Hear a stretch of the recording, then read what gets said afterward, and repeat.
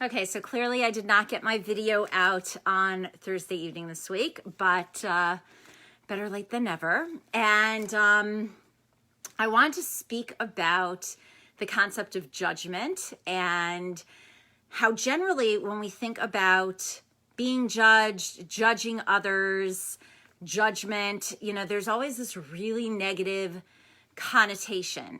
You're so judgmental, stop judging me. And this idea that when we judge, it's always harsh. It's always coming from, a place where we want to see the negative, where we're not really understanding the whole picture, which is really ironic, of course, because judgment is intended to be something objective and something balanced and what is going to provide us with the true understanding of what is happening. So we're told in this week's Torah portion, first of all, there's the whole concept, that justice you shall pursue, that we're supposed to be after justice, and therefore we need to judge and be judged accordingly and properly.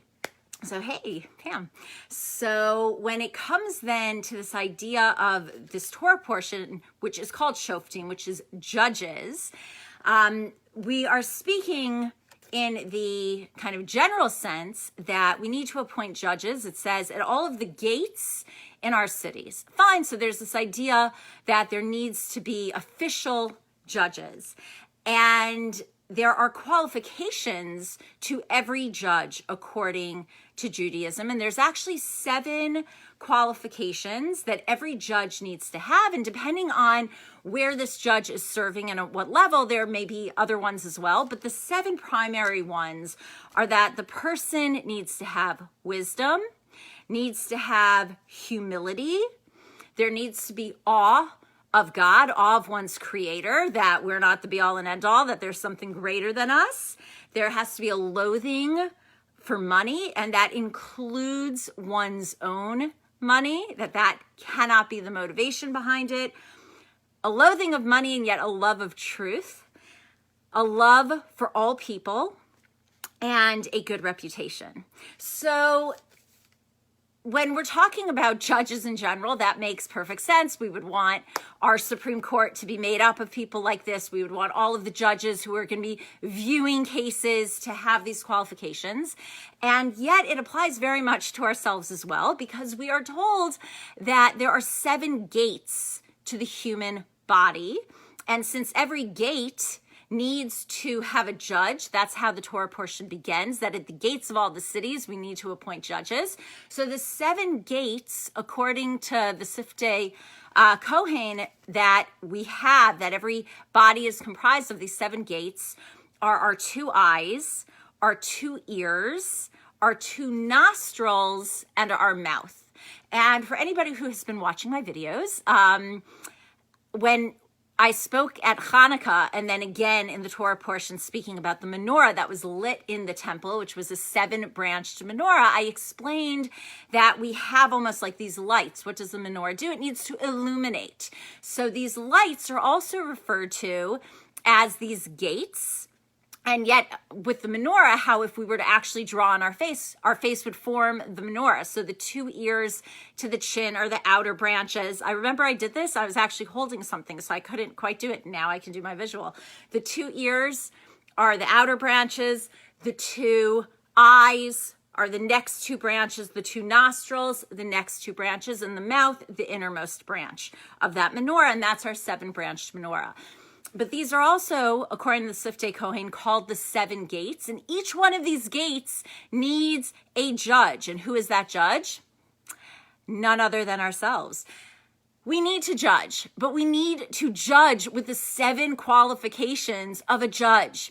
That we have a love for people. Let's start at the beginning. We have wisdom, that we're motivated by wisdom when we are judging. And this, by the way, is judging ourselves and judging others, because 2 eyes, one that looks inside at ourselves, one that is looking out at others. 2 ears, one that is hearing internally and one that is hearing what's going on outside of ourselves. the nostrils, both what we breathe in, what we take in to give us life, and what we breathe out, what we, are able to blow out both through the mouth and through the nostrils, but to give life to others. And then the idea of one mouth, and I'm not getting into why that's only one, but this idea that they all need to have proper and healthy judgment. So there needs to be wisdom, there needs to be humility, there needs to be this awe of our Creator, there needs to be a loathing for just superficiality and materiality, there needs to be a love of truth and a love for people and a good reputation. And that is when we are judging ourselves, because we are usually our harshest judges and our most critical when it comes to looking at ourselves. If we need a love for people, it means we need to love ourselves. You can't judge and you can't be judgmental on yourself if you don't love yourself. And you certainly can't be judging others if you don't have a love for them. And that's actually why we always read this Torah portion in the month of Elul, in the month preparing for Rosh Hashanah and for all the high holidays, because this is how we want to work on ourselves. We want to examine these 7 qualities. We want to make sure we have proper judges at these gates. And we want to be thinking, how do I want to be seen? How do I want to see the world around me? What do I want to hear? How do I want to be heard? Right? How do I want to express myself? How do I want to be spoken to? And how do I want to speak to others? And all of these qualities need to be rectified and worked on and transformed and done in a way where they are balanced and where they are objective and where that judgment is true justice and coming from a healthy place and a righteous place.